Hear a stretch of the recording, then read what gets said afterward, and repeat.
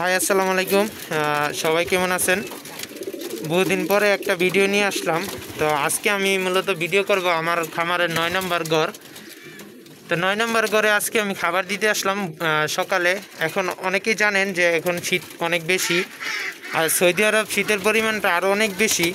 এখন প্রায় প্রতিদিনই আপনার 10 ডিগ্রি নিচে থাকে। আজকে সম্ভবত 9 গেছে।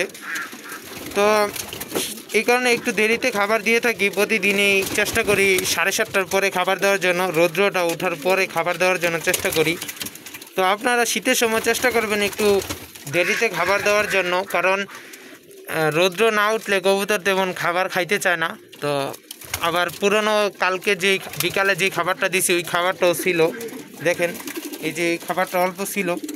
তো আসলে কি বলবো, কবুতর শীতের সময় কবুতর পালাটা একটু অনেক বড় ঝামেলা হয়, কারণ যেহেতু শীতটা বেশি থাকে কবুতরের ঠান্ডা লেগে যায়, বা শীতের কারণে কবুতর অসুস্থ হয়ে যায়, ঠিকমতো খানা খায় না।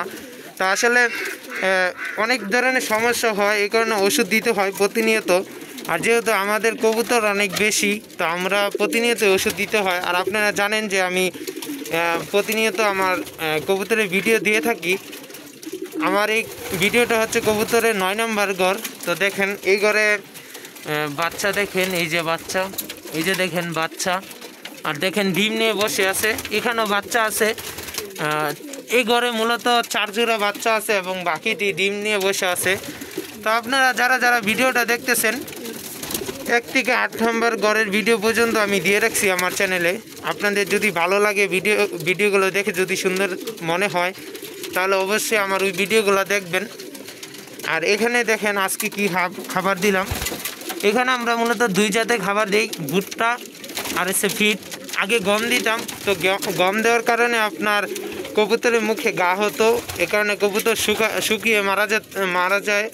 এ কারণে আমরা আসলে গম দেওয়া বন্ধ করে দিয়েছি।